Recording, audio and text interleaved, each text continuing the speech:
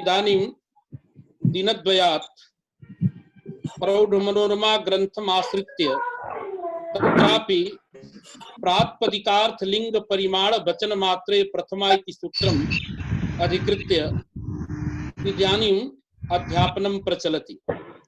गतदिने अस्माभिः अत्र सूत्रे प्रातिपदिकार्थ शब्देन कीदृशः अर्थः गृह्यते तत्र च किं प्रमाणम् एतत् सर्वं विवेचितम्। तत्र प्रातिपदिकार्थ मात्रे प्रथमा इत्यस्य अलिंगाः नियतलिंगकाश्च शब्दाः उदाहरणानि भवन्ति। अतः प्रातिपदिकार्थ मात्रे प्रथमा इत्यस्य अलिंगाः नियतलिंगकाश्च शब्दाः उदाहरणत्वेन प्रोक्ताः। एवमेव तटः तटी तटं ये खलु अनियतलिंगकाः शब्दाः सन्ति ते लिंगमात्रे प्रथमा इत्यंशस्य उदाहरणानि भवन्ति इति प्रोक्तम्। तत्र मनोरमा ग्रन्थे तेषाम् उदाहरणानां विवेचनम् अपि कृतं गतदिने। इदानीं तत्र मनोरमा ग्रन्थम् आधारीकृत्य यस्तावत् शब्दरत्न ग्रन्थः तद् विषये किञ्चित् वदामः। यथा मूले प्रौढमनोरमा ग्रन्थे उक्तं यत् कौमुद्यां प्रातिपदिकार्थ मात्रे प्रथमा इत्यस्य कृष्णः इति उदाहरणं दत्तं। तद् उदाहरणं न सम्यक् इति आशंका कृता। कुतः? यतो हि कृष्ण शब्दः अनियतलिंगकः भवति।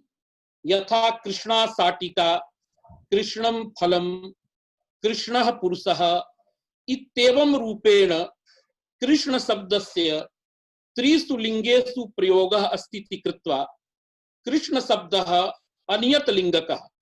अतः अयं शब्दः प्रातिपदिकार्थ मात्रे प्रथमा इत्यस्य उदाहरणं कथं कौमुद्यां दत्तमिति शंका आसीत्। तस्यां शंकायाम् उत्तरं दत्तं प्रौढमनोरमायां यत् यद्यपि कृष्ण शब्दः नील रूपवत् परः अनियतलिंगः किंतु वासुदेवे भगवती अयं कृष्ण शब्दः नियतलिंगः। अतः प्रातिपदिकार्थ मात्रे प्रथमा इत्यस्य उदाहरणं भवितुमर्हति।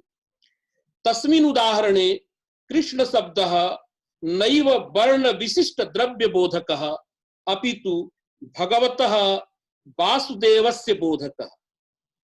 तस्मिन् च अर्थे अयं कृष्ण शब्दः नियतलिंगकः इति कृत्वा प्रातिपदिकार्थ मात्रे प्रथमा इत्यस्य उदाहरणं भवति।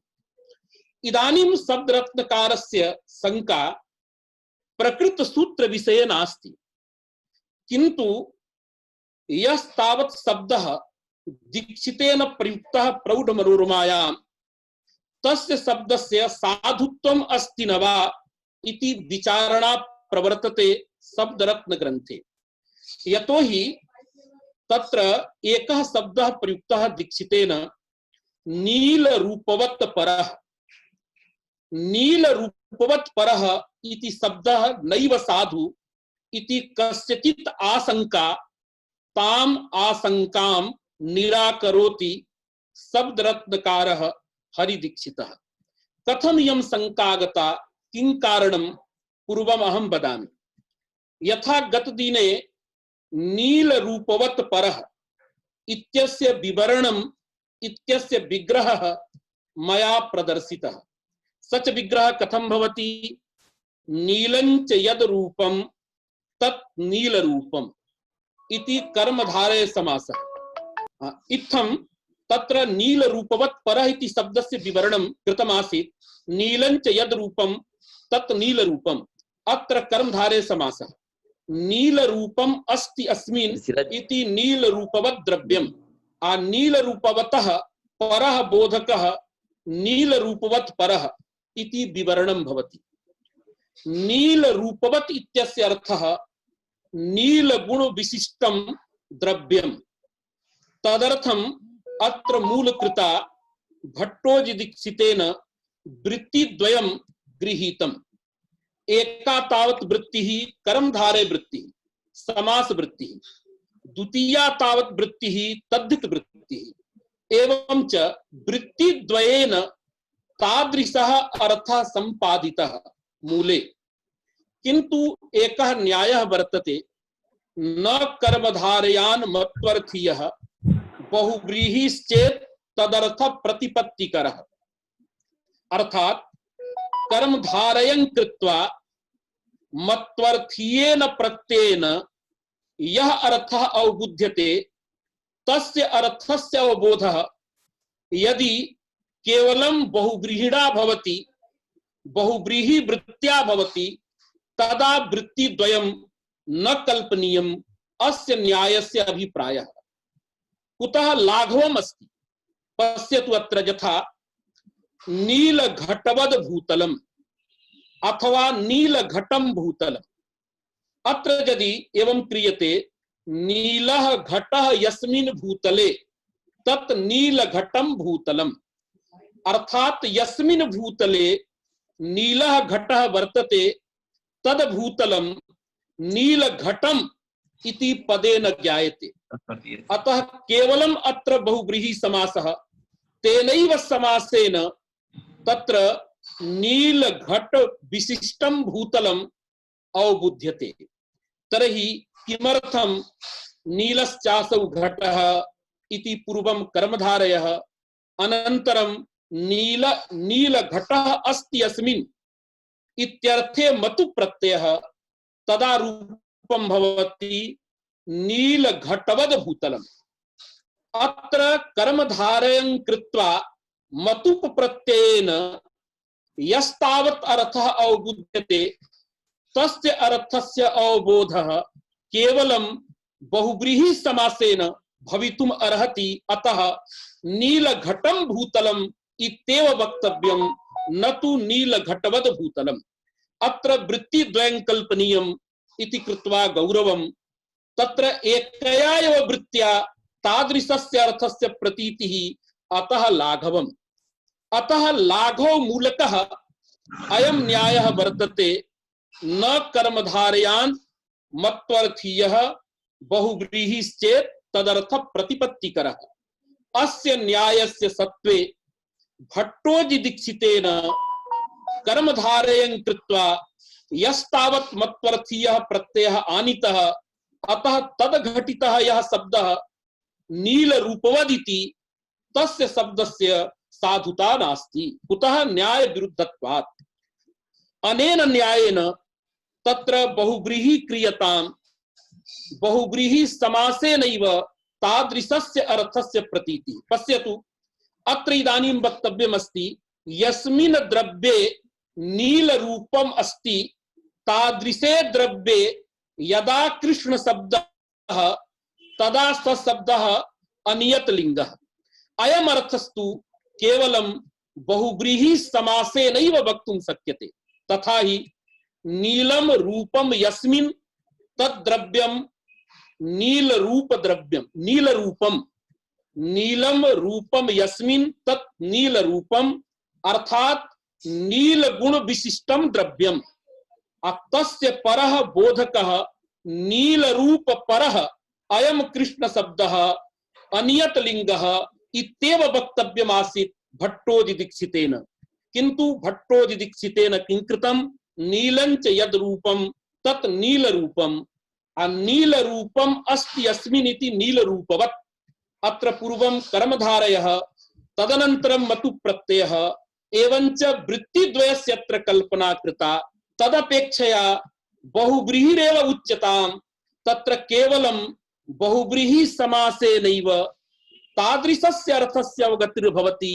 अतः अत्र कर्मधारयोत्तरं यस्तावत् मतु प्रत्ययः आनीतः भट्टोजि दीक्षितः, तद्घटितः यः शब्दः, कः शब्दः? नीलरूपवत् परः, अतः अयं शब्दः न साधुः इति कस्यचित् आक्षेपः आसीत्। तस्य आक्षेपस्य समाधानं करोति इदानीं शब्दरत्नकारः।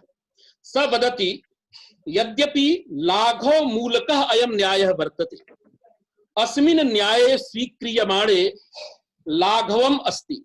कुतः? एकया एव वृत्त्या तादृशस्य अर्थस्य प्रतीतिर् यदा भवति तदा वृत्तिद्वयं न कल्पनीयम् इति आगतम्। किन्तु अयं न्यायः भाष्यकृता अनादृतः, अर्थात ईदृशं लाघवं भाष्यकृता क्वचिद् अनादृतम्, अतः कर्म धारयं कृत्वा मतुप प्रत्ययः अपि कर्तुं शक्यते। अतएव लोके नीलघटं भूतलं नीलघटवद् भूतलम् इति द्वौ अपि प्रयोगौ दृश्येते।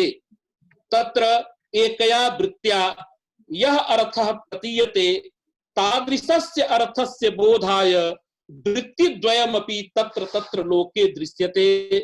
लाघवस्य अनादरः क्वचित् क्वचित् दृश्यते। किं कारणं भगवता भाष्यकृता अस्य लाघवस्य अनादरः कृतः? तदा प्रश्नः भवति, भगवान् भाष्यकारः अमुं न्यायं कुत्र तिरस्करोति तच्च भाष्यं किं सच प्रयोगः कः इति जिज्ञासायां शब्दरत्नकारः इदानीं वदति। पश्यतु ग्रन्थं किमस्ति। अत्र ग्रन्थमपि पठामः मध्ये मध्ये। प्रत्यस्थात् इति सूत्रस्थेन अशुभवतः इति भाष्य प्रयोगेण क्वचिन् लाघवा अनादरस्यापि सूचनात् कर्मधारयान् मत्वर्थीयोऽपि क्वचित् इयमत्र पंक्तिः वर्तते। अर्थात प्रत्यस्थात्कात् इदाप्यसुपः इति सूत्र भाष्ये भाष्यकृता अस्य लाघवस्य अनादरः कृतः। अर्थात यद्यपि एकेनैव बहुव्रीहि समासेन तादृशः अर्थः अवगन्तुं शक्यते, तथापि तस्य अर्थस्य प्रतीतये वृत्तिद्वयं भाष्यकृता स्वयमेव तत्र कल्पितम्। तत्र इत्थं विचारणा वर्तते। असुपः प्रत्यस्थात्कात् पूर्वस्य इदाप्यसुपः इति सूत्रे असुपः इति पदम् आगतम्। तत्र भगवान् भाष्यकारः विचारयति, तर्कं करोति, असुपः इति पदे कः समासः?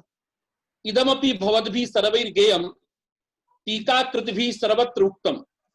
भाष्यकृता एवं चिन्तितम्, अत्र बहुव्रीहि समासः तत्पुरुषः वा, किन्तु भाष्ये कंठरवेण भाष्यकृता बहुव्रीहि तत्पुरुष वा इति नैव उक्तम्। किन्तु तद्भाष्यात् तथा एव प्रतीयते। तस्य भाष्यस्य यदा संगतिः प्रदर्शिता महामहोपाध्यायेन कैयटेन, तस्मिन् काले तादृशः विकल्पः कृतः। असुपः इत्यत्र बहुव्रीहि अथवा असुपः इत्यत्र तत्पुरुषः। भाष्ये तु केवलम् एतावदेव अस्ति, असुपः इत्यत्र अशुभवतः इति उच्यते। अतः अस्मादेव भाष्यात् ज्ञायते भाष्यकारः विकल्पं करोति, अत्र बहुव्रीहि तत्पुरुषो वा। तत्र भाष्यकृता उक्तम् असुपः इत्यत्र बहुव्रीहि अंगीक्रियते। यद्यपि बहुव्रीहि इति शब्दः कंठरवेण भाष्यकृता तत्र नोक्तः, किन्तु अशुभवतः इति प्रयोगेण ज्ञायते यत् भाष्यकारः पूर्वं तत्र बहुव्रीहिं करोति। तत्र अशुभवतः इति भाष्य प्रयोगः। कः प्रयोगः? अशुभवतः। अर्थात असुपः इत्यत्र यदि बहुव्रीहि तदा अशुभवतः अंगस्य इत्यर्थो भवति। यतो हि अंगस्य इत्यस्य अधिकारे इदं सूत्रं पठितं वर्तते। अशुभवतः अंगस्य। अशुभवतः इत्यत्र कः समासः? यद्यपि अत्र सर्वैः एवं उच्यते न सुप असुप, असुप अस्ति अस्मिन् इति अशुभवत्, तस्य अशुभवतः, किन्तु एवं अत्र समासः नास्ति। अत्र समासः स्वयमेव कैयटेन तत्र प्रदर्शितम्। कुत्र प्रदर्शितम्? अत्र स्वयमेव कैयटेन समासः प्रदर्शितः। पूर्वं किं कृतं कैयटेन? भाष्यस्य कः अभिप्रायः? अत्र भवद्भिः सर्वैः ध्यानं देयम्। सुप अस्ति अस्मिन् इति सुभवत्, अर्थात सुप शब्दात् पूर्वं मतु प्रत्ययः आनीतः, एवञ्च सुभवत् इति रूपम्। पुनः न सुभवत् अशुभवत्, एवं नय तत्पुरुषः अत्र वर्तते। पूर्वं मतु प्रत्ययः अनन्तरं नय तत्पुरुषः। एवं च अत्र असुपवतः इति प्रयोगेण भाष्यकारः किं बोधयति? असुपः इत्यत्र बहुव्रीहि, अतएव कैयटेन तत्र वर्णनमपि कृतम्। अत्र मतुवन्तेन समास प्रदर्शनं तु असुपः इत्यत्र बहुव्रीहित्व प्रदर्शनाय। एवं च असुपवतः इति प्रयोगः भाष्यकारेण कृतः। सूत्रे असुपः अस्ति, तस्य तात्पर्यं वर्णयितुं भाष्यकृता असुपवतः इति उक्तं। पश्यतु, असुपवतः इत्यस्य कः अर्थः? अत्र सुप इति पदं प्रत्ययमात्रबोधकम्। एवं च सुप इत्यस्य सुबन्तम् इत्यर्थः। मतु तत्र वर्तते, अतः अर्थः भवति सुबन्तवद अंगम। पुनः नय इत्यस्य पर्युदासो अर्थः अस्मिन् पक्षे। एवं च अर्थः आयाति सुबन्तवद यद अंगम तद भिन्नस्य इत्वम्। एवं अर्थे क्रियमाणे फलतः किम् आयातम्? अविद्यमान सुबन्तकम अंगम यस्मिन् अंगे सुबन्तं न भवति तस्य इत्वम् इत्यर्थः जायते बहुव्रीहि पक्षे। तदा भाष्यकृता बहुचर्मिका इत्यत्र दोषः प्रदत्तः। अत्र बहुजस् चर्मन जस् पुनः कप, अत्र समास संज्ञायां तद्धितान्तत्वात् प्रातिपदिक संज्ञायां विभक्ति लुके तत्र नलोपे बहुचर्मक इति जाते स्त्रीत्व विवक्षायां तापि अत्र इत्थम् इष्यते। किंतु यदि अत्र बहुव्रीहि समासः तदा अविद्यमान सुबन्तकम अंगम इष्यते। अस्मिन् अंगे प्रत्यय लोपे प्रत्यय लक्षणेन चर्म इत्यस्य सुबन्तत्वात् विद्यमान सुबन्तकम अंगमिदम्, अर्थात अस्मिन् अंगे सुबन्तं विद्यमानम् अस्ति, अविद्यमान सुबन्तांगकम नास्ति इति कृत्वा अत्र इत्वस्य प्रवृत्तिर्न स्यात्। अतः असुपः इत्यत्र नैव बहुव्रीहि अपितु तत्पुरुषः, तत्रापि नैव पर्युदासः प्रसज्य प्रतिषेधः। एवं तत्र भाष्यं वर्तते। यदा अस्माभिः तत्र नय तत्पुरुषः प्रसज्य प्रतिषेधः अंगीक्रियते तदा दोषः नास्ति। कुतः? सुपः परः आप न चेत् तर्हि मध्ये तत्र सुपापयोः मध्ये कपः व्यवधानम् इति कृत्वा अत्र इत्वं प्रवर्तते। एवं समाधानं भाष्यकृता तत्र दत्तं वर्तते। भवतु नाम अस्माकं तु इदमेव प्रयोजनम्। असुपवतः इति भाष्यकारस्य जः प्रयोगः वर्तते तत्र वृत्तिद्वयं भाष्यकृता कल्पितं वर्तते। अत्र एका वृत्तिः तद्धित वृत्तिः मतु प्रत्ययः, अनन्तरं नय तत्पुरुषः, एवं च असुपवतः इति प्रयोगः। असुपवत इति प्रयोगः कृतः वर्तते भाष्यकृता। किंतु यदि लाघवस्य आदरः क्रियते तदा तु अविद्यमानं सुप यस्मिन् तत् असुप तस्य असुपः एवं समासः स्यात्। अनेन बहुव्रीहि समासेन तादृश एव अर्थः प्रतीयते। किंतु लघुभूतं पंथानं विहाय विवरण काले बहुव्रीहित्व प्रदर्शनाय असुपवतः इति प्रयोगः भाष्यकृता कृतः वर्तते। तेन इदं लाघवं भाष्यकृता नैव आदृतम्। भाष्यकारेण अस्य लाघवस्य अनादरः कृतः वर्तते। अतः यत्र क्वचित् एकया एव बहुव्रीहि वृत्त्या यद्यपि सः अर्थः लभ्यते तथापि वृत्तिद्वयम् अस्माभिः कल्पयितुं शक्यते इति भाष्यकारः सूचयति। अतएव लोके नीलघटवद भूतलं नीलघटं भूतलम् इति द्वेधा प्रयोगः दृश्यते। प्रकृतेपि यद्यपि भट्टोजी दीक्षितेन लाघवात् नीलरूप परः अयं कृष्ण शब्दः इति वक्तुं शक्यते, तथापि लाघवम् अनादृत्य भट्टोजी दीक्षितेन पूर्वम् अत्र कर्मधारयः कृतः। कर्मधारयात् परं मतु प्रत्ययं कृत्वा तादृशः प्रयोगः कृतः। अतः अयं प्रयोगः साधुरेव अस्य प्रयोगस्य असाधुता नास्ति इति हरिदीक्षितः वदति। किंतु भवतां कृते इदं सर्वदा ध्येयम्।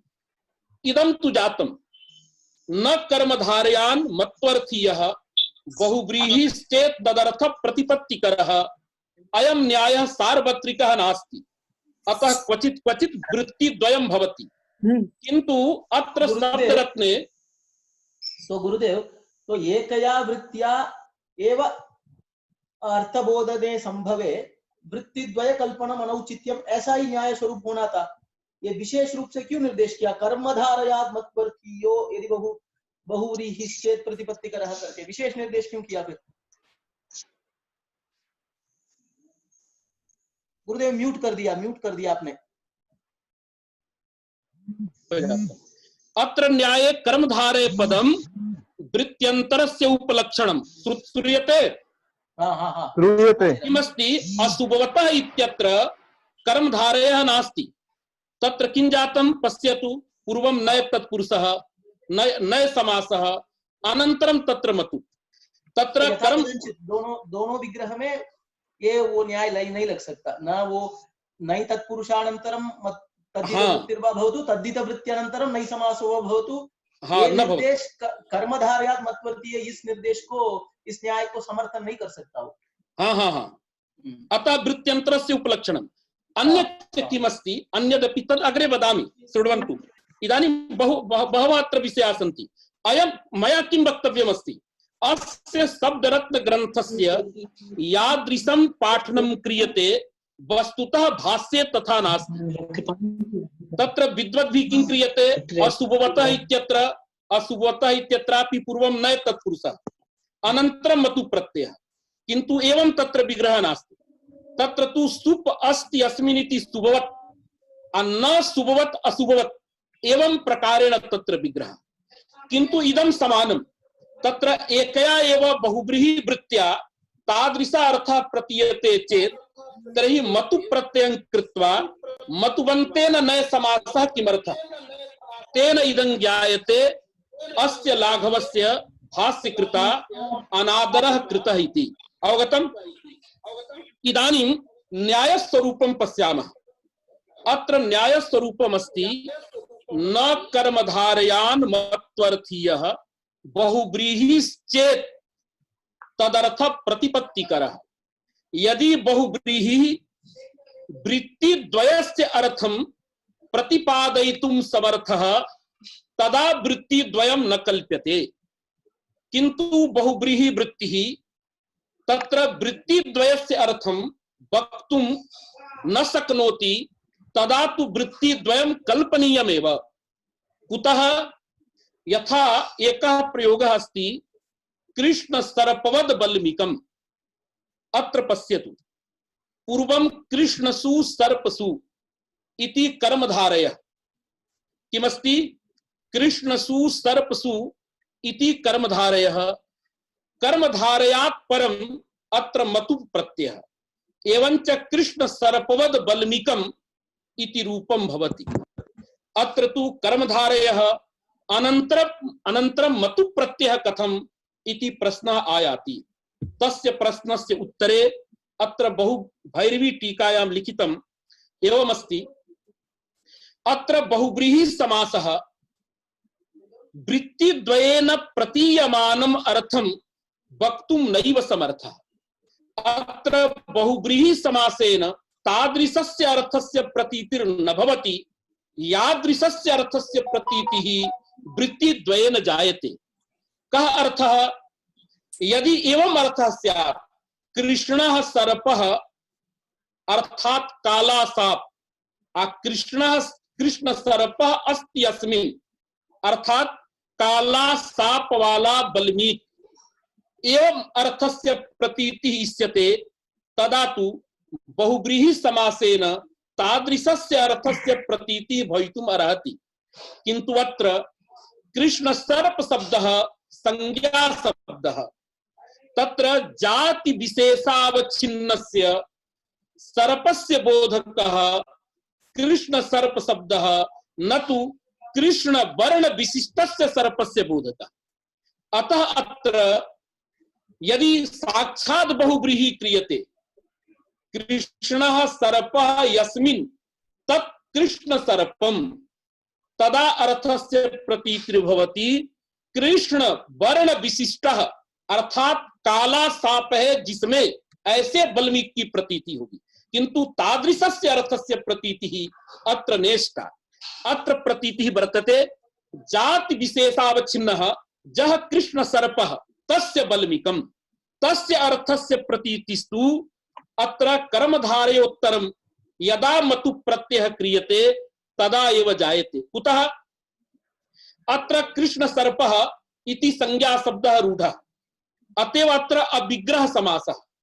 अस्य समासस्य लौकिक विग्रहो नास्ति। कृष्णश्चासौ सर्पः इति लौकिक विग्रह वाक्यम् उच्यते तदा काला सांप इति अर्थः उबुध्यते। स अर्थः कृष्ण सर्प शब्देन नैव इष्यते, अतः अत्र लौकिक विग्रह नास्ति, केवलम अलौकिकम विग्रह वाक्यम कल्पनीयम कृष्णसु सर्पसु। एवं च अत्र समासः समासे कृते सति कृष्ण सर्प शब्दः जाति विशेषे रूढः, तस्मात् कृष्ण सर्प शब्दात् यदा मतु प्रत्ययः क्रियते तदा तु सर्प जाति विशेषावच्छिन्न विशिष्टम बल्मीकम इत्यर्थः बुध्यते। अर्थात तादृशम बल्मीकम वर्तते यस्मिन् बल्मीके कः सर्पः अस्ति, कृष्ण वर्ण विशिष्टा सर्पः अस्ति इति अर्थः न, अपितु कृष्ण सर्पत्व एका जातिः तदवच्छिन्नः सर्पः कृष्ण सर्पः तस्य बल्मीकम इत्यर्थः अवबुध्यते।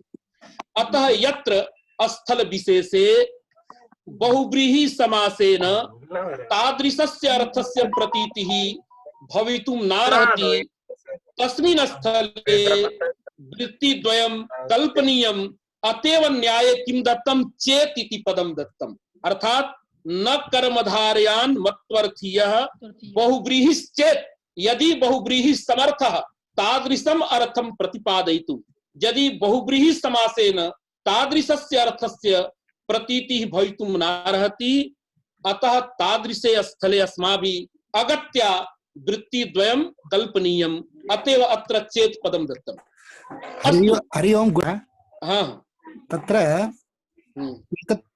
एतत् यद् उदाहरणम् उक्तं तत्र वृत्तिद्वयं नैव कल्पितं, यथा रूढं तत् तत्र वृत्तिद्वयमेव नास्ति किल। कः वदति भो रूढः अस्ति अतः वृत्तिद्वयं नास्ति इति कः ब्रूयात्?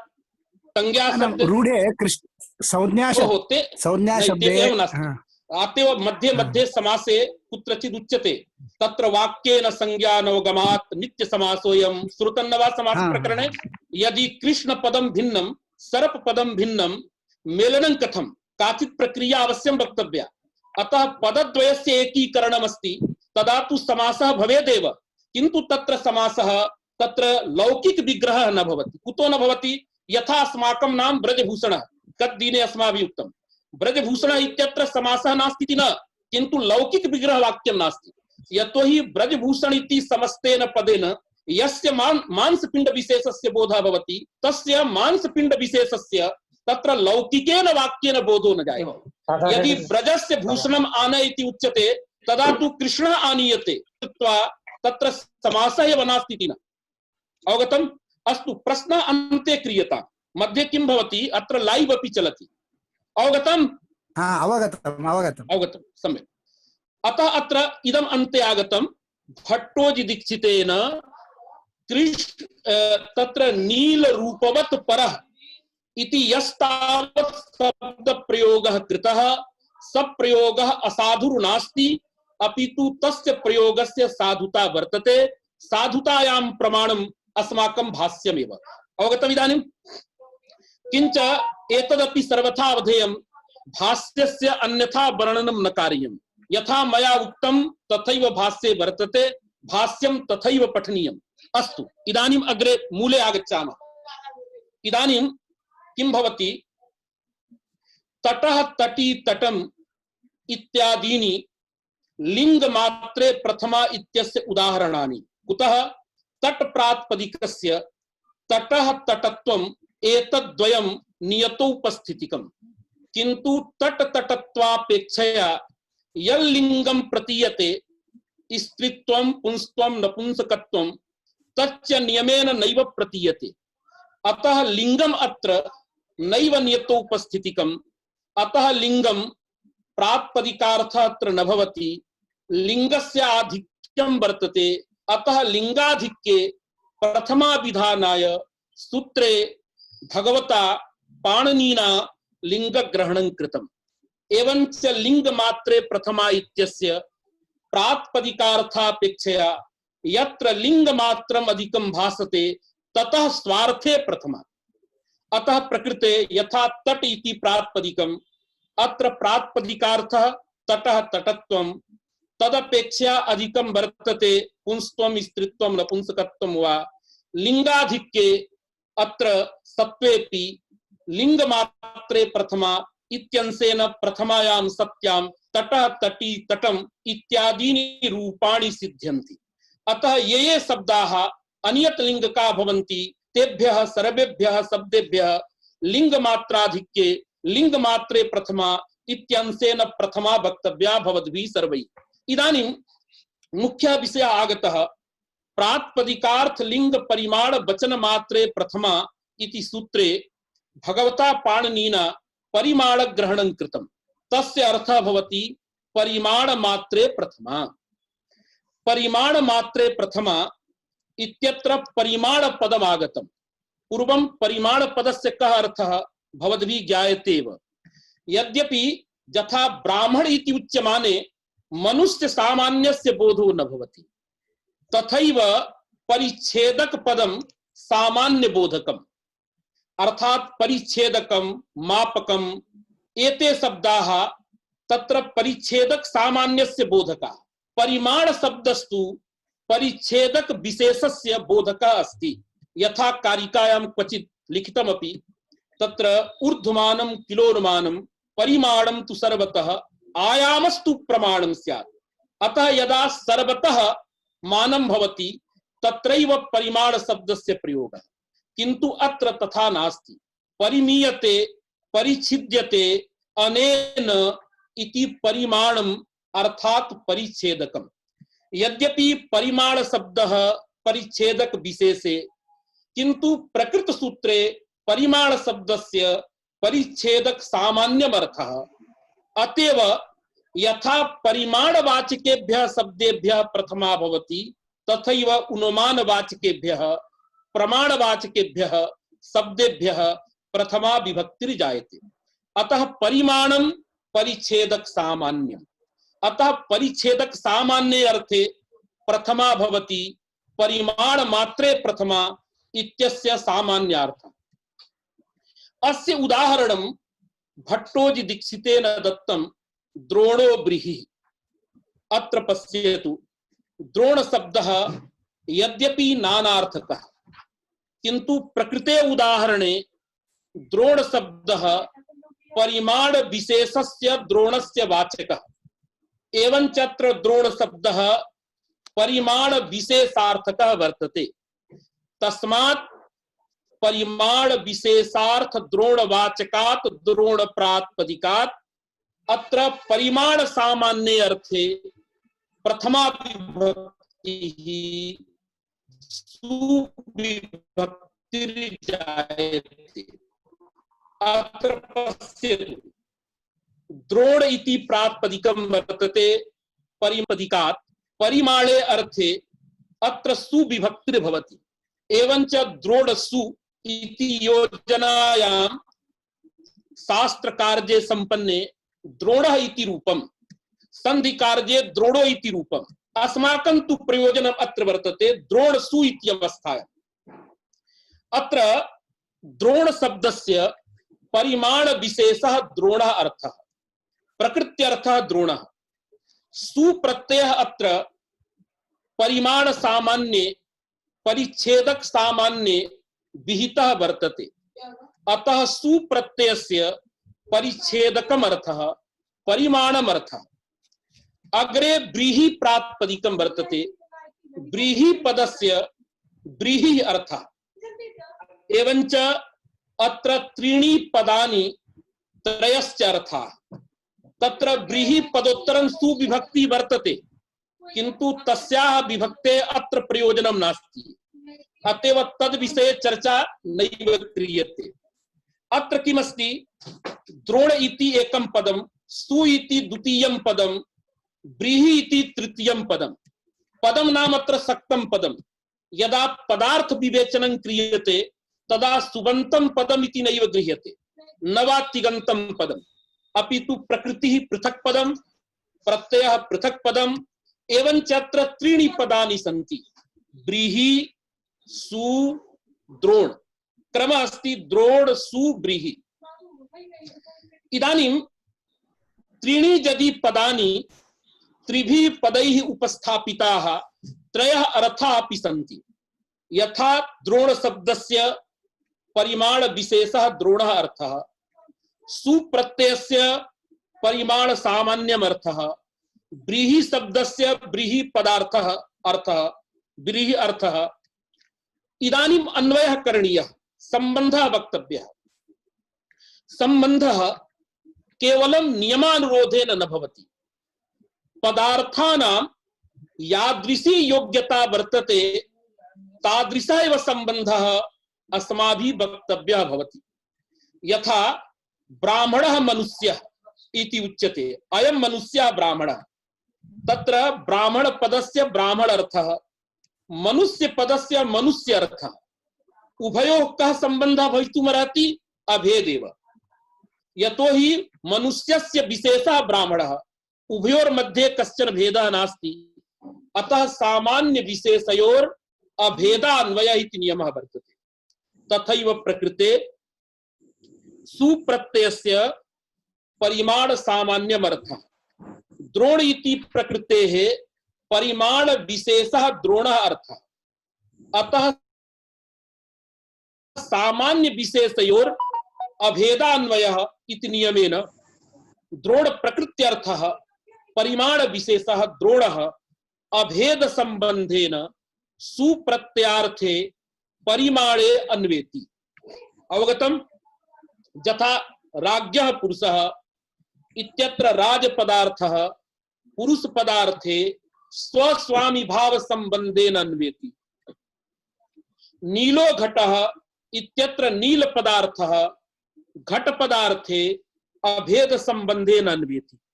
तथैव द्रोणः इत्यत्र प्रकृत्यर्थः द्रोणः सुप्रत्यार्थे परिमाण सामान्ये अभेद संबंधेन अन्वेति। एवंच द्रोणाभिन्नं यत् परिमाणम् इत्यर्थः प्रतीयते। कुतः प्रतीयते?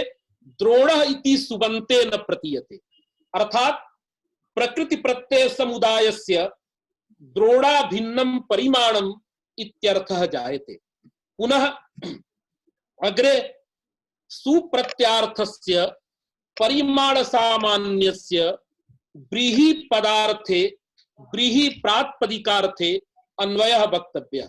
पश्यतु द्रोणाभिन्नं परिमाणम् एकं परिच्छेदकम् अस्ति मापकम् अस्ति व्रीहिस्तावत्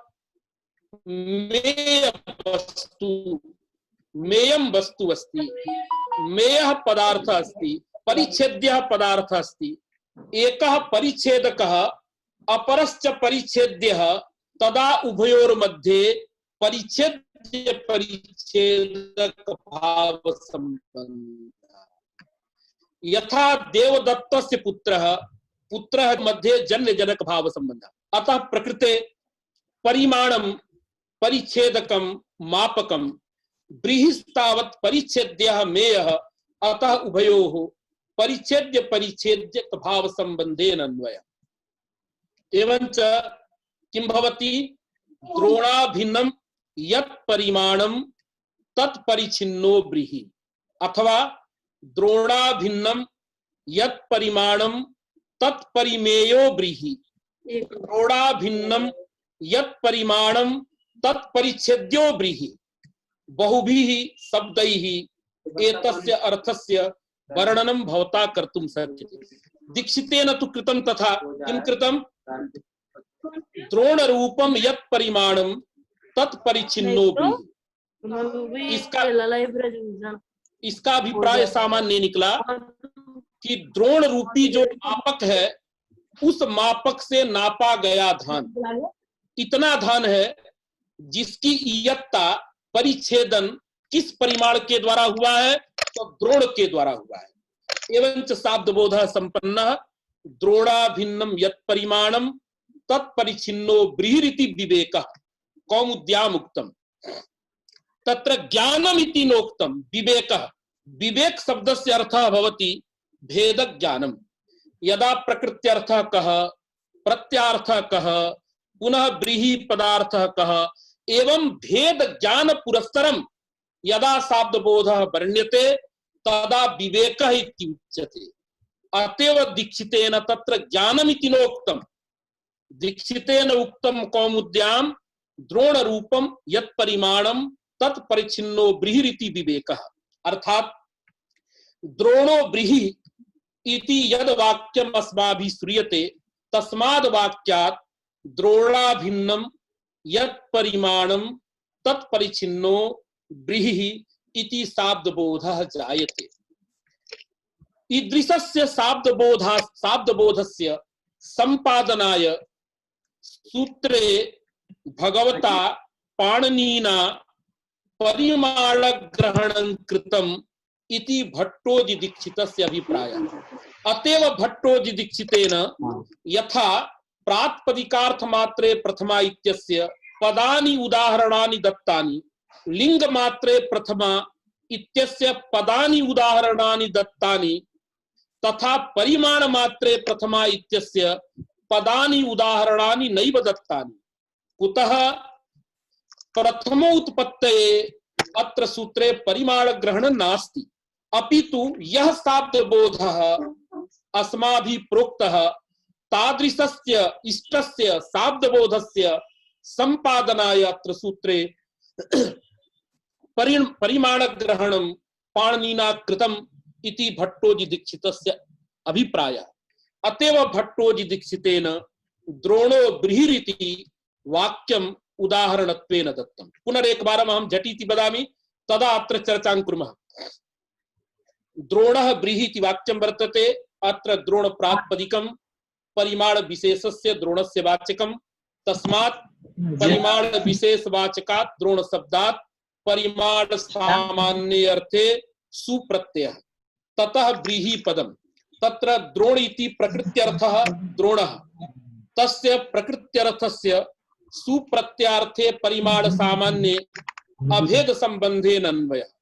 सुप्रत्यार्थस्य परिमाण सामान्यस्य पुनः परिच्छेद्य परिच्छेदक भाव संबंधेन ब्रीहि पदार्थे अन्वयः। एवंच तत्र शाब्दबोधो जायते किम द्रोणाभिन्नम यत् परिमाणम तत्परिच्छिन्नो ब्रीहि इति शाब्दबोधः संपद्यते। अमुमेव शाब्दबोधं संपादयितुं भगवता पाणिनिना सूत्रे परिमाण ग्रहणं कृतम् इति दीक्षितस्य अभिप्रायः। न तु प्रथमोत्पत्ते, प्रथमा तु अन्येनापि अत्र भवितुमर्हति। अतः प्रथमायाः कृते अत्र परिमाण ग्रहणं न कृतम्, अपितु इष्टस्य शाब्दबोधस्य संपादनमेव फलं परिमाण ग्रहणस्य।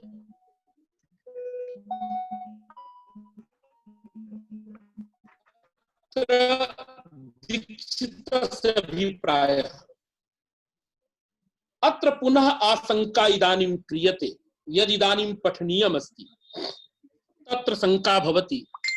इतः प्राक् भट्टोजि दीक्षितेन प्रोक्तं नियत लिंगार्थ मात्रे प्रथमा इत्यस्य उदाहरणानि भवन्ति। ये शब्दाः अनियत लिंग शब्दाः लिंग मात्रे प्रथमा इत्यंशस्य उदाहरणानि एवं पूर्वं प्रतिज्ञा कृता। तर्हि द्रोण शब्देपि प्रातिपदिकार्थ मात्रे प्रथमा इत्यंशेनैव प्रथमा सिद्ध्यति। पुनः तत्र प्रथमा विधानाय सूत्रे परिमाण ग्रहणं किमर्थम् इति प्रश्नः। अतएव अत्र उच्यते ननु इह प्रातिपदिक मात्रे प्रथमा अस्तु। एतद् विवेचनात् पूर्वं किंचित् अस्माभिः विविच्यते। तत्र अस्पष्ट प्रतिपत्तये। अत्र द्रोण शब्दः प्रायेण ग्रंथेषु व्याख्या ग्रंथेषु यदा आशंका क्रियते तदा सर्वैरुच्यते प्रातिपदिकार्थ मात्रे प्रथमा इत्यंशेनैव द्रोण शब्दात् प्रथमा सिद्ध्यति। कुतः? द्रोण शब्दस्य नियतलिंगकत्वात्। यद्यपि नियतलिंगकत्वं प्रायेण कंठरवेण टीकाकृद्भिः नैव प्रोक्तम्, किंतु यदा प्रथमायाः आपादनं क्रियते तदा तु उच्यते एव ननु प्रातिपदिकार्थ मात्रे प्रथमा इत्यंशेनैव अत्र प्रथमा भवितुमर्हति परिमाणग्रहणं किमर्थम्? यदि द्रोण शब्दः नियतलिंगकः, यदि पुलिंगे एव सर्वदा प्रयोगः, तदा तु प्रातिपदिकार्थ मात्रे प्रथमा इत्यंशेन अत्र प्रथमा भवितुमर्हति। पुनः अत्र प्रथमा विधानाय सूत्रे परिमाणग्रहणं किमर्थम्? यदि च उच्यते द्रोण शब्दः वस्तुतः नियतलिंगकः नास्ति, अतएव कोशे प्रोक्तम् अस्त्रियाम् आढक द्रोणौ, अर्थात स्त्री भिन्ने आढक द्रोण शब्दौ तत्र प्रयुज्येते। अर्थात द्रोण शब्दस्य प्रयोगः पुंसी नपुंसके च भवति। अतः द्रोण शब्दः नियतलिंगकः नास्ति।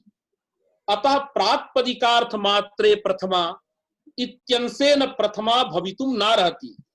तदा उच्यते अस्तु द्रोण शब्दस्य अनियतलिंगकत्वेपि यथा तटः तटी तटम इत्यादिषु लिंग मात्रे प्रथमा इत्यंशेन प्रथमा जायते, तद्वत् द्रोण शब्दादपि प्रातिपदिकार्थ मात्रे प्रथमा इत्यंशेन प्रथमा मास्तु, किंतु लिंग मात्रे प्रथमा इत्यंशेन प्रथमा भवितुमर्हति।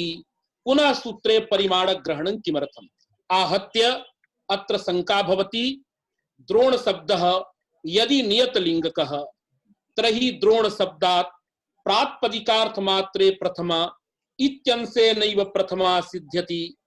यदि द्रोण शब्दः अनियतलिंगकः तदा तु लिंग मात्रे प्रथमा इत्यंशेनैव अत्र प्रथमा सिद्ध्यति। पुनः सूत्रे परिमाण ग्रहणं यद भगवता पाणिनिना कृतं तस्य परिमाण ग्रहणस्य किं प्रयोजनम् इति आशंका जायते। अस्याः आशंकायाः अस्य प्रश्नस्य समाधाने इदानीं प्रौढ़ मनोरमा ग्रंथः प्रवर्तते। मध्ये म्यूट क्रियतां भो, सर्वेषां वदतु। म्यूट करणीयम्। आचार्य चतुर्वादनं भवन्नस्ति। किंचित निमेषः। अस्तु, अहं वदामि कदा करणीयं, चिन्ता मास्तु। स्वयमेव उच्यते मया। अतः द्रोण शब्दात् इदानीं प्रातिपदिकार्थ मात्रे प्रथमा इत्यंशेन लिंग मात्रे प्रथमा इत्यंशेन वा प्रथमायां सिद्धायां परिमाण ग्रहणं किमर्थम् इत्यत्र उच्यते। इदानीम् अत्र ग्रंथ पंक्ति वर्तते, पश्यतु। न च प्रातिपदिक मात्रे प्रथमा इह अस्ति इति वाच्यम्। अत्र अस्माकम् एकः सन्देहः वर्तते। सर्वत्र मनोरमा ग्रंथेषु अयमेव पाठः प्रायेण प्राप्यते।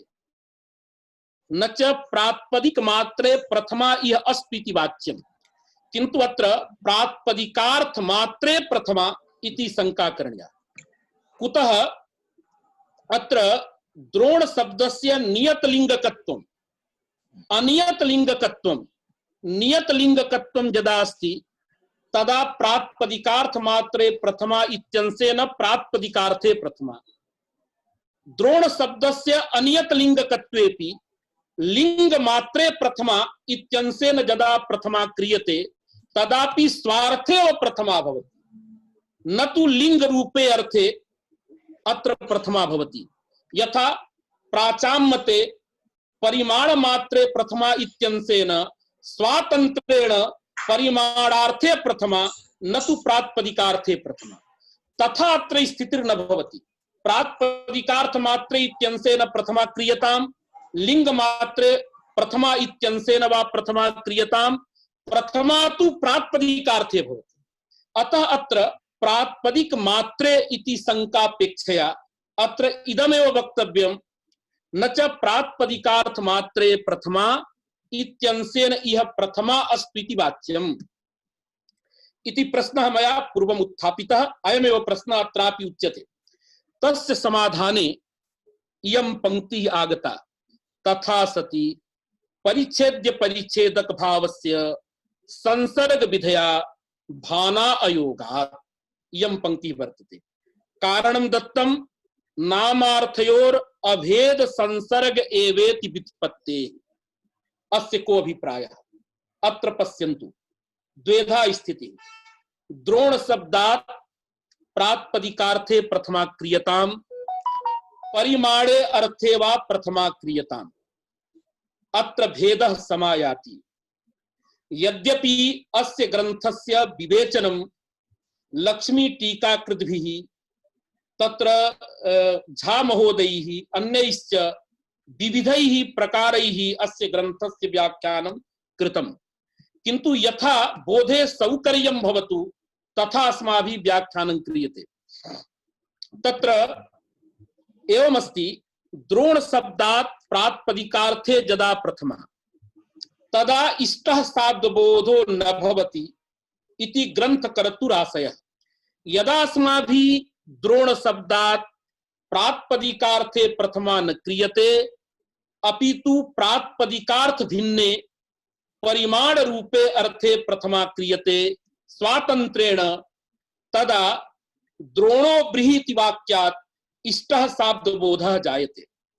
एवंच अत्र कथं भेदः भवति तदिदानीं प्रतिपादनीयम्। ततः प्राक् किंचित् न्यायशास्त्रं पठामः।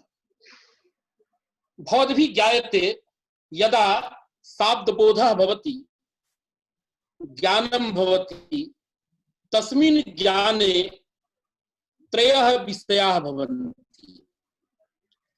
एकः प्रकारः, एकः संसर्गः, अपरश्च विशेष्यः पदार्थः। अतएव विषयतापि त्रिधा भवति। प्रकारता रूपा विषयता, संसर्गता रूपा विषयता, विशेष्यता रूपा विषयता। यथा नीलो घटः इति वाक्यम्, अस्माद् वाक्यात् अभेद संबंधेन नील विशिष्टः घटः इति बोधः भवति। अत्र बोधस्य प्रकारद्वयम्। प्रकारतावादिनये नीला भिन्नो घटः इति बोधः, संसर्गतावादिनये अभेद संबंधेन नील विशिष्टो घटः इति बोधः। अस्मिन् बोधे नील पदार्थः प्रकारतया भासते, अभेदः संसर्गतया भासते, घटः विशेष्यतया भासते। अर्थात नीलः प्रकारः, अभेदः संसर्गः, घटः विशेष्यः। नीले प्रकारता रूपा विषयता, अभेदे संसर्गता रूपा विषयता, घटे विशेष्यता रूपा विषयता।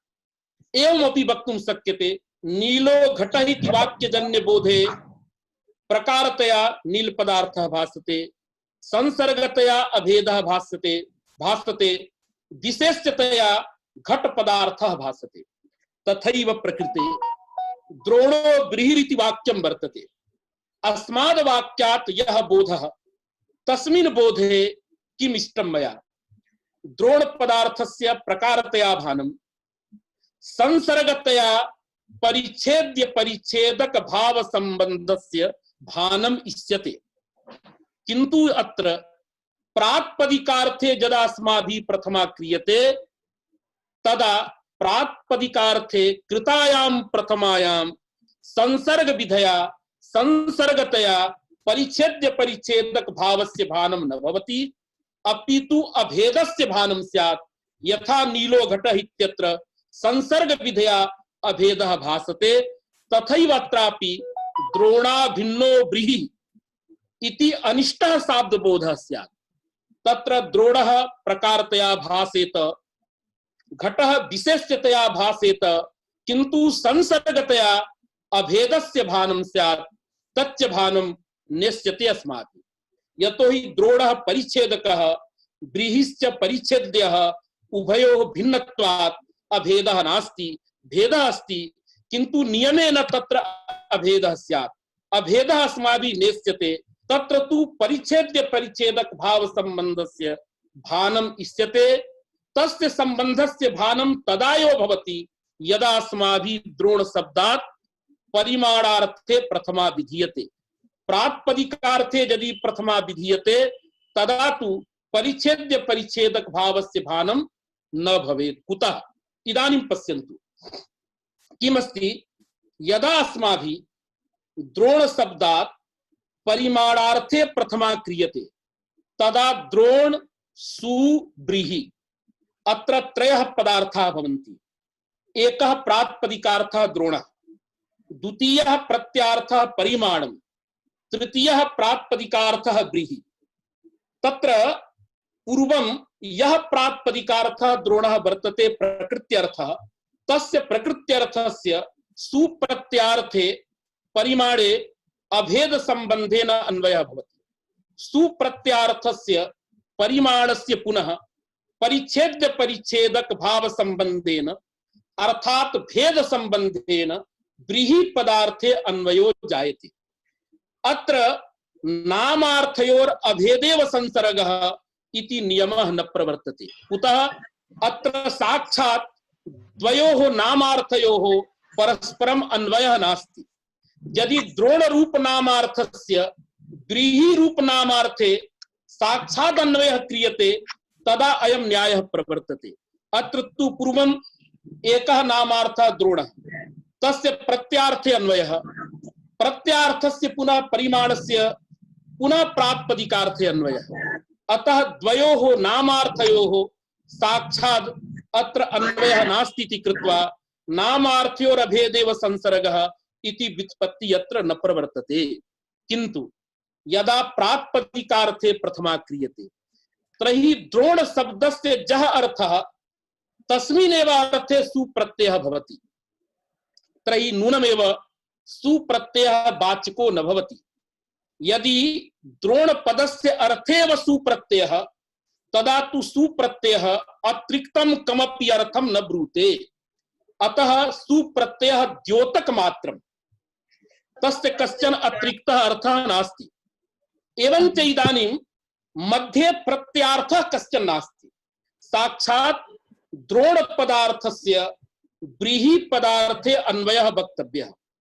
यदि द्रोण पदार्थस्य अर्थात द्रोण रूप नामार्थस्य व्रीहि रूप नामार्थे साक्षात् अन्वयः क्रियते तदा तु नामार्थयोर अभेदेव संसर्गः इति व्युत्पत्त्या अत्र अभेदः स्यात्। संसर्ग विधया परिच्छेद्य परिच्छेदक भावस्य भानं न स्यात्। अतः परिच्छेद्य परिच्छेदक भाव संबंधस्य भानाय अत्र सूत्रे परिमाण ग्रहणं कृतं। कृते च परिमाण ग्रहणे द्रोण शब्दात् प्रातिपदिकार्थे प्रथमा न भवति, अपितु स्वातंत्रेण प्रातिपदिकार्थ भिन्ने परिमाणे अर्थे सुप्रत्ययः। अतः सुप्रत्यार्थः परिमाणं, प्रकृतेः द्रोणः अर्थः, प्रकृत्यर्थः प्रत्यार्थे परिमाणे अभेदेन गच्छति। प्रत्यार्थः परिमाणं परिच्छेद्य परिच्छेदक भावेन व्रीहौ अन्वेति। इदानीम् अत्र साक्षात् द्वयोः नामार्थयोः अन्वयः नास्ति इति कृत्वा नामार्थयोर अभेदेव संसर्गः इति व्युत्पत्तिः अत्र नैव प्रवर्तते। अतः किमायातं द्रोणो व्रीहि इति वाक्यजन्ये शाब्दबोधे परिच्छेद्य परिच्छेदक भाव संबंधस्य भानाय सूत्रे परिमाण ग्रहणं कृतम् इति सामान्य परिचयः। इदानीं किं जातम्, अत्र द्रोण शब्दात् यदा प्रातिपदिकार्थे प्रथमा क्रियते तदापि द्रोणसु व्रीहिसु इति स्वरूपम्, किन्तु सु इति प्रत्ययस्य कश्चन अतिरिक्तः अर्थः नास्ति। यतो हि प्रातिपदिकार्थेव सुप्रत्ययः विहितः। अतः इदानीं पदार्थद्वयं केवलम्, एकस्तावत् द्रोण पदार्थः, द्वितीयस्तावत् व्रीहि पदार्थः। द्रोण पदार्थः अपि नामार्थः, व्रीहि पदार्थः अपि नामार्थः। अतः यदि अन्वयः क्रियते तदा नियम बलात् अभेद एव अन्वयः स्यात्। एवञ्च द्रोणाभिन्नो व्रीहि इति शाब्दबोधः जायते। सच शाब्दबोधः अनुभव विरुद्धः द्रोण ब्रीहि पदार्थयोः अभेदः अनुभव विरुद्धः वर्तते।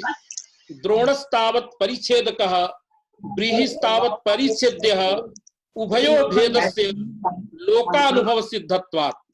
अतः अत्र प्रातिपदिकार्थे प्रथमा न विधेया, परिमाणार्थे यदा प्रथमा क्रियते तदा प्रकृत्यर्थः प्रातिपदिकार्थः द्रोणः भिन्नः, सुप्रत्ययस्य तु परिमाणमर्थः पुनः ब्रीहि प्रातिपदिकम्।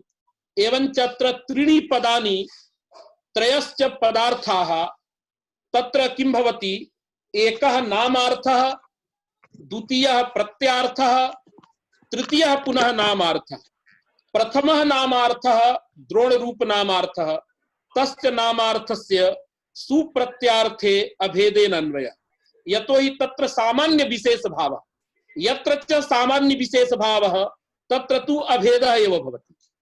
एवञ्च द्रोणाभिन्नं यत् परिमाणं पुनः सुप्रत्यार्थस्य परिमाणस्य परिच्छेद्य परिच्छेदक भावेन ब्रीहि पदार्थे अन्वयः वक्तुं शक्यते। कुतः अत्र प्रत्यार्थ नामार्थयोः अन्वयः, न तु नामार्थयोः परस्परम् अन्वयः।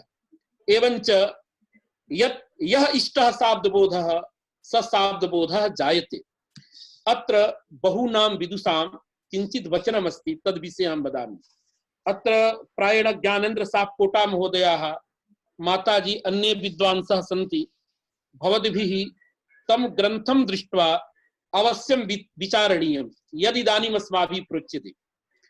अत्र लक्ष्मी टीकाकाराः एवं वदन्ति, शङ्का काले द्रोणः ब्रीहि इत्यत्र द्रोण शब्दात् यदा प्रातिपदिकार्थे प्रथमा क्रियते तदा अभेदान्वयः, एतावत् पर्यन्तं तु सम्यक् वर्णितं तेन। किन्तु यदा अन्वय प्रकारः उक्तः स प्रकारः मह्यं न रोचते। कुतः इति चेत् तेषां कथं वर्णना, तत्र किम् अस्वारस्यम् अस्माकं, तदपि अहं वदामि। ते वदन्ति तत्र द्रोणपदस्य द्रोण प्रातिपदिकस्य द्रोण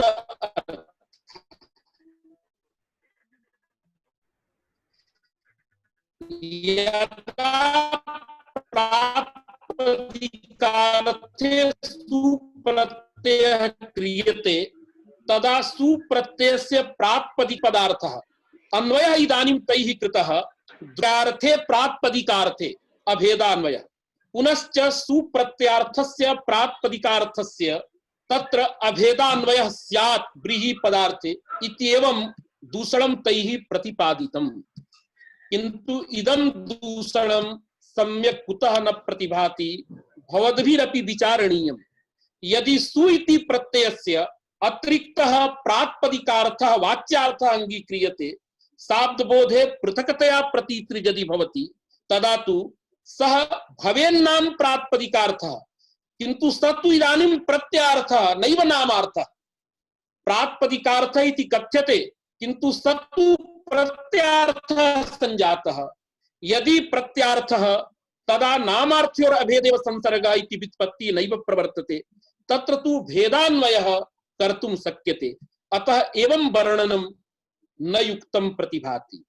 मम भाति यदा प्रातिपदिकार्थे सुप्रत्ययः तदा सुप्रत्ययस्य कश्चन अतिरिक्तः अर्थः एव नास्ति। सुप्रत्यार्थः कश्चन अतिरिक्तः नास्ति, द्रोण रूप नामार्थः वर्तते। तस्य नामार्थस्य इदानीं साक्षात् व्रीहि रूप नामार्थे अन्वयः वक्तव्यः। सच अन्वयः नियम बलात् अभेदान्वयः स्यात् इत्येव वर्णनं युक्तं कदाचित् प्रतिभाति। स ग्रन्थः भवद्भिः द्रष्टव्यः। किमर्थं वदामि, अत्र जटाभवापि दृश्यन्ते, अत्र विचारणीयं। तत्र दीनबन्धु झा महोदयेन अस्य विवरणं किञ्चित् सम्यक् कृतं। किं कृतं, तेन एकम् उदाहरणं गृहीतं। स ग्रन्थः भवद्भिः द्रष्टव्यः। कौमुदी मूलार्थ विद्योतनी नामकः ग्रन्थः वर्तते। प्रातिपदिकार्थ सूत्र विषये ते वदन्ति यदि घट शब्दात् प्रातिपदिकार्थे प्रथमा विधीयते, प्रथमा यदि प्रातिपदिकार्थे भवति, प्रातिपदिकार्थः यदि वाच्यार्थः तदा कीदृशः बोधः तत्र उच्यते प्रातिपदिकार्थत्वेन प्रातिपदिकार्थस्य ज्ञानम् अथवा घटत्वेन पटत्वेन रूपेण वा प्रातिपदिकार्थस्य ज्ञानम् द्वेधा तत्र विकल्पः कृतः। विकल्पं कृत्वा तैः एवं प्रतिपादितं घटः इति उच्यमाने घटाभिन्नः प्रातिपदिकार्थः इति कस्यचित् प्रतीतिर्नास्ति, अथवा घटाभिन्नः घटः यदि घटत्वेन प्रतीतिरुच्यते तदा घटाभिन्नः घटः पटाभिन्नः पट इति प्रतीतिर् स्यात्। एवं तत्र वर्णनं कृत्वा तैरपि इदं प्रतिपादितं यदत्र यदा प्रातिपदिकार्थे प्रथमा आगच्छति तदा प्रथमायाः अतिरिक्तः कश्चन अर्थः नास्ति। एवञ्च द्रोण शब्दात् यदा प्रातिपदिकार्थे सुप्रत्ययः अतः सुप्रत्ययस्य तत्र द्योतकता मात्रं यमर्थं प्रकृतिः वदति तमेव अर्थम् अनुवदति प्रत्ययः, अतः प्रत्ययस्य कश्चन अतिरिक्तः अर्थः नास्ति। अतः साक्षात् इदानीं द्रोण रूप नामार्थस्य व्रीहि रूप नामार्थे अत्र अन्वयः वक्तव्यः। सच अन्वयः नामार्थ्योर अभेदेव संसर्गः इति व्युत्पत्त्या अभेदः स्यात्, सच अभेद बोधः नेष्यते अस्माभिः। अतः परिमाणार्थे प्रथमा विधीयते। परिमाणार्थे कृतायां प्रथमायां द्रोणः इत्यत्र द्रोण रूपायाः प्रकृतेः परिमाण विशेषः द्रोण अर्थः एकः पदार्थः, सुप्रत्ययस्य स्वतन्त्रः परिमाण रूपः पदार्थः सच प्रत्यार्थः, पुनः व्रीहि रूप नामार्थः व्रीहि। इदानीं त्रयाणाम् अन्वयः, तत्र नामार्थयोः परस्परं साक्षात् अन्वयः नास्ति। तत्र एकस्य नामार्थस्य पूर्वं प्रत्यार्थे अन्वयः, प्रत्यार्थस्य यदा अपरस्मिन् नामार्थे अन्वयः तदा भेदान्वयः, परिच्छेद्य परिच्छेदक भाव संबंधेन अन्वयः भवति। नामार्थ्योर अभेदेव संसर्गः इति व्युत्पत्ति विरोधो नास्ति इति कृत्वा अत्र परिमाणार्थे प्रथमा वक्तव्या इति आशयः तत्र तैः प्रतिपादितम्।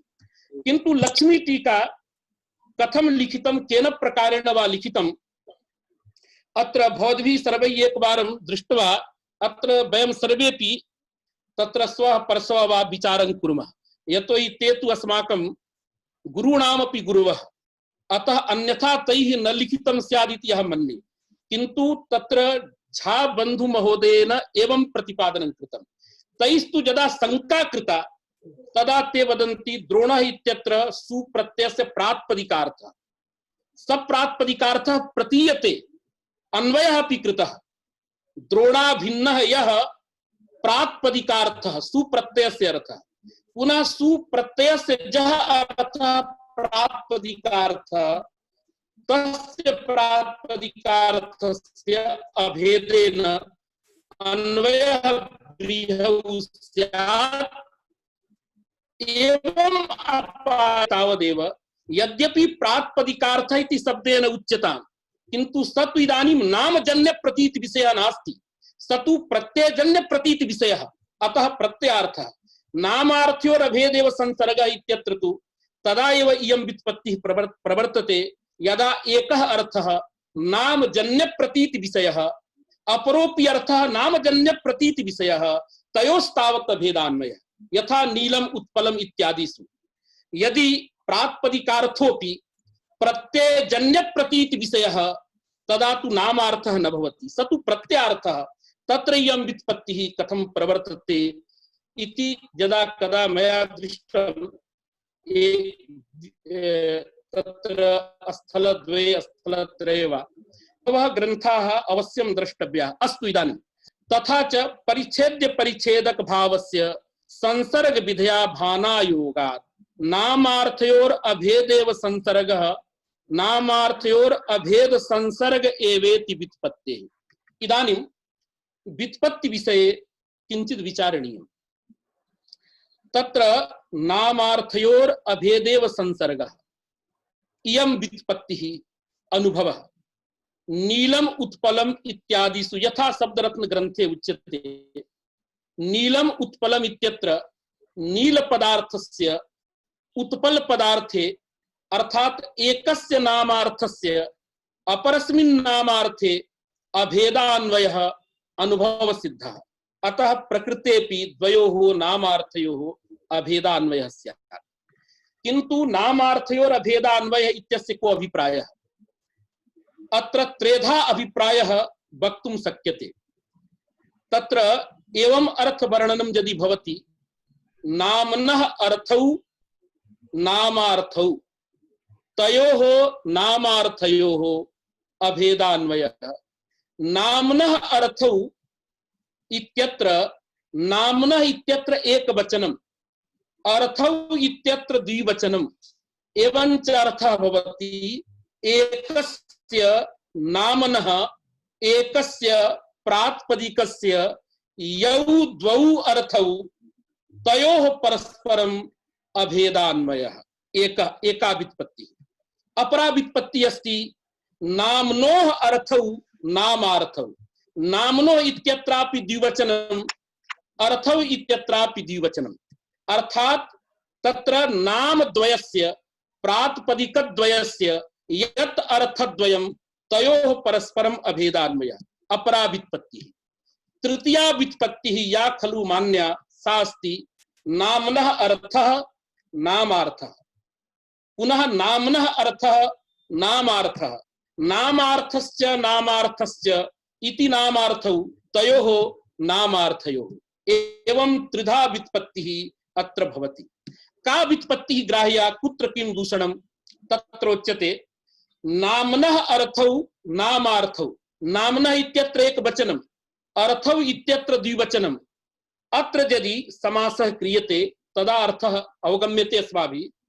एकस्य प्रातिपदिकस्य यौ द्वौ अर्थौ वर्तेते तयोः परस्परम् अभेदान्वयः तन्न युक्तम्। यथा पुष्पवन्तौ, अत्र पुष्पवन्त इति एकं प्रातिपदिकं, तस्य प्रातिपदिकस्य द्वौ अर्थौ वर्तेते दिवाकर निशाकरौ, तयोरपि परस्परम् अभेदान्वयः स्यात्, तथा न भवति। अतः एकस्य नाम्नः यौ द्वौ अर्थौ तयोः परस्परम् अभेदान्वयः इति अर्थः नास्ति। यदि च उच्यते नाम्नोः अर्थौ, नाम्नो इत्यत्र द्विवचनम्, अर्थौ इत्यत्र द्विवचनम्, तदा किं भवेत्? तदापि उच्यते एवं वक्तुमेव न शक्यते। यतोहि नाम्नोः इति द्विवचनेन द्वित्वस्य प्रतीतिरिष्यते, सा प्रतीतिर्न भवति। समासे वृत्तौ अभेदैकत्व संख्या प्रतीयते। यदि कश्चन यत्नः नास्ति, यत्नं विना सर्वत्र अभेदैकत्व संख्या प्रतीयते, द्वित्वस्य त्रित्वस्य वा प्रतीतिर्न भवति। अतएव राज्ञः पुरुषः उच्यताम्, राज्ञोः पुरुषः उच्यताम्, राज्ञां पुरुषः इति उच्यताम्। समासे राजपुरुषः यदा भवति तदा राजसंबन्धः प्रतीयते, न तु एकत्व विशिष्टस्य राज्ञः, द्वित्व विशिष्टस्य राज्ञः, त्रित्व विशिष्टस्य राज्ञः तत्र संबंधः न प्रतीयते। अतः नाम्नोः अर्थौ द्विवचनान्तेन समासः क्रियते चेत् तदापि द्वित्वस्य प्रतीतिः भवितुं नार्हति। अतः अत्र सुगमः पन्था वर्तते नाम्नः अर्थः नामार्थः षष्ठी तत्पुरुषः, पुनः नाम्नः अर्थः नामार्थः इति षष्ठी तत्पुरुषः। नामार्थश्च नामार्थस्य इति नामार्थौ एक शेषः विधीयताम्। एवञ्च अर्थः भवति एकस्य नाम्नः जः अर्थः तस्य अर्थस्य द्वितीयस्य नाम्नः अर्थे अभेदान्वयः। यथा नीलम उत्पलम, तत्र एकं नाम नील इति, तस्य अर्थः नील पदार्थः। द्वितीयं नाम उत्पल इति, तस्य अर्थः उत्पल पदार्थः। तयोः परस्परम् अत्र अभेदान्वयः भवति। तथैव प्रकृतेपि यदि अत्र भवता प्रातिपदिकार्थे प्रथमा क्रियते तदा द्रोण ब्रीहि पदार्थयोः अभेदान्वयः स्यात् अनया व्युत्पत्त्या। अतः अभेदान्वय वारणाय इष्टस्य परिच्छेद्य परिच्छेदक भाव संबंधस्य भानाय